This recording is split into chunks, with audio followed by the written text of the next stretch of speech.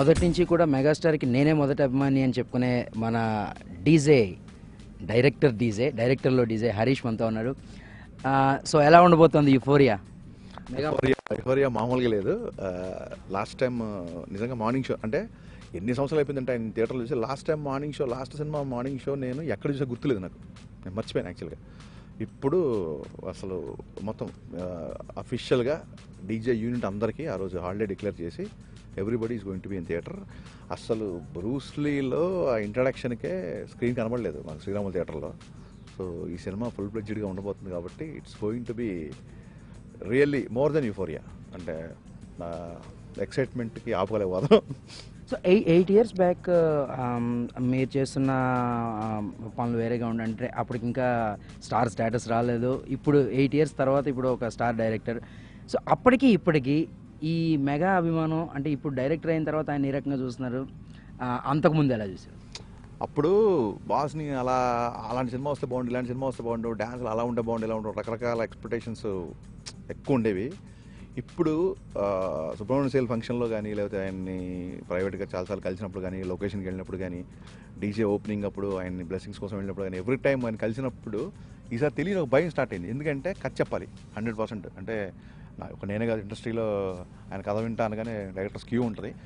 So ఈసారి ఏంటంటే మీరు అన్నట్టుగా డైరెక్టర్ అయిపోయిన తర్వాత బాస్తో ఎలాంటి సినిమా చేయాలి, ఏం చేయాలి ఆయన కలిసినప్పుడల్లా ఒక టెన్షన్ స్టార్ట్ అవుతుంది బేసిక్గా. అండ్ వినయ్ గారి సినిమా అంటే నా సినిమా రిలీజ్ ఉంటుంది నాకు. మిగతా ఏ సినిమా రిలీజ్ అయినా మార్నింగ్ షో అప్పుడు ఏ థియేటర్లో ఉంది ఏంటి అనుకుని వెళ్ళిపోతాము. వినయ్ గారి సినిమా ఆయన కథ స్టార్ట్ చేసి ఆయన షూటింగ్ స్టార్ట్ చేసిన దగ్గర నుంచి రిలీజ్ అయ్యే వరకు నా సినిమాకి నేను ఎంత టెన్షన్ పడుతానో వినయ్ గారి సినిమాకి నేను అంత టెన్షన్ పడతాను. ఒక పక్క బాసు, ఇంకో పక్క వినయ్ గారు. సో ఎక్సైట్మెంట్ కానీ టెన్షన్ కానీ ఎక్కువ ఉంది.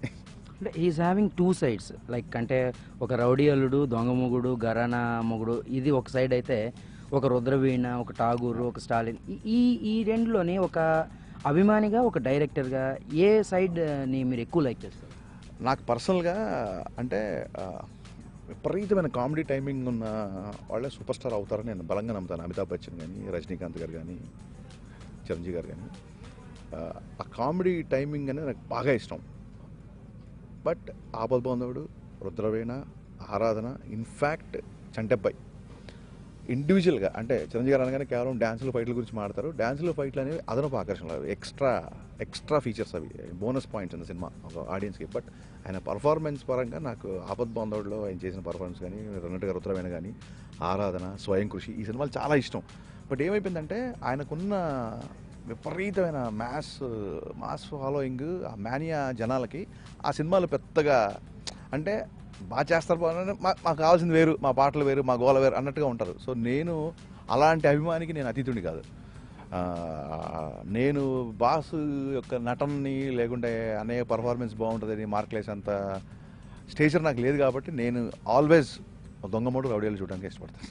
అంటే ఒక డైరెక్టర్ హరీష్ దగ్గర నుంచి దొంగ మొగుడు, రౌడీ అల్లుడు లాంటి సినిమా ఆశించవచ్చా? లేకపోతే ఒక మెసేజ్ లైక్ అంటే స్టాలిన్ కానీ, లేకపోతే ఇప్పుడు రాబోతున్న ఖైదీ నెంబర్ 1 ఠాగూర్ కానీ, ఎలాంటి సినిమా ఎక్స్పెక్ట్? అంటే నేను చాలాసార్లు చెప్పాను, ఠాగూర్ లాంటి సినిమా మెగాస్టార్ చేస్తే అదిరిపోతుంది. అది మనం చూసాం ఆల్రెడీ.